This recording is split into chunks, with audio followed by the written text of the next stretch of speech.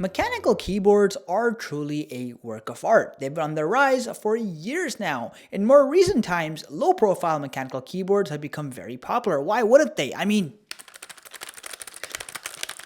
so nice to type on. Of course, the one we're looking at today is the Keychron K1 SE. This is essentially their take on a low-profile keyboard. It's a semi-compact one, and this is a rather interesting keyboard. So let's take a deep look at it and see what it has to offer. Keeping in mind that the K1 SE is essentially a 10 keyless semi-compact keyboard, you have a pretty small form factor here. Now, the cool thing here is that you have a high quality metallic frame on the top, meaning flex won't be an issue here. The bottom side is a lot more simple. You have a plastic surface finish. You do have a built-in height raiser, so you can adjust that accordingly. Now, you do have great compatibility with iOS, Android, Windows, and macOS, but unfortunately connectivity is rather disappointing as there's only two ways to connect, either through Bluetooth or through a wired USB-C connection, which are great, but there's no wireless dongle and no wireless connectivity. So if you don't have Bluetooth, well, you have no other means of connecting wirelessly and you're forced to use the wired option.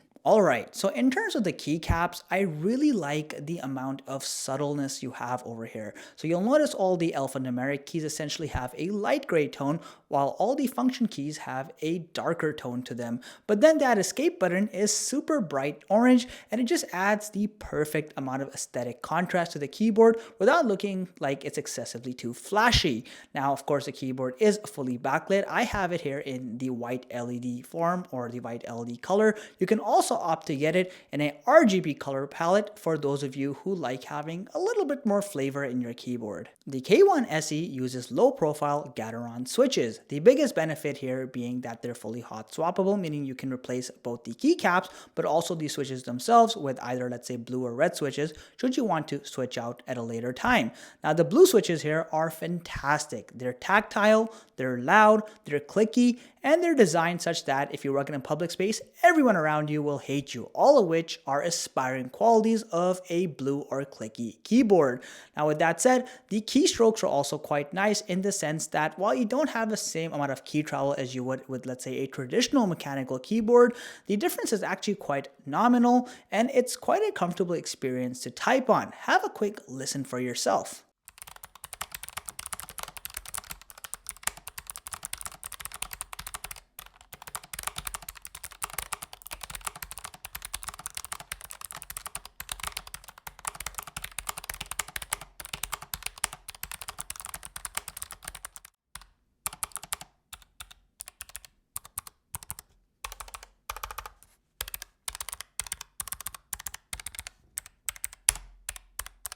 The only thing I will say is that if you are someone who does a lot of continuous typing for prolonged periods, you may want to opt for brown or red switches instead, as the blue switch has quite the hard stop when you reach at the end of the keystroke, which may lead to more taxation on your fingers and, well, quicker fatigue. So definitely keep that in mind if you are a frequent typer. This thing comes with a 2000 milliampere hour battery. Now, realistically speaking, you'll get about 23 days worth of usage with backlighting off, assuming a 8-hour per day use case, and about 3 days, again, assuming a 8-hour per day use case, with backlighting fully on at the highest setting possible. These numbers aren't bad at all. However, they're nowhere near the 10 months battery lifespan of the MX Mechanical Mini with backlighting off. That thing is just monstrous in the battery life world.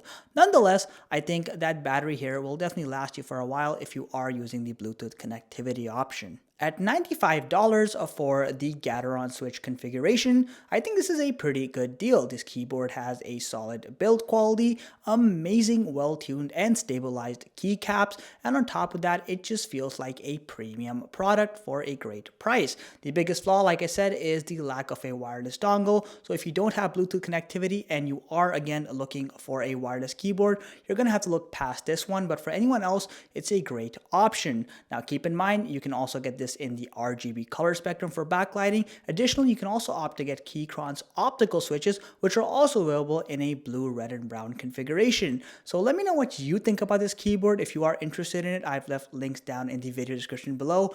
If you enjoyed the content, you can help me so much by just subscribing to the channel. It genuinely helps me grow. Thank you for watching. Catch you in the next one.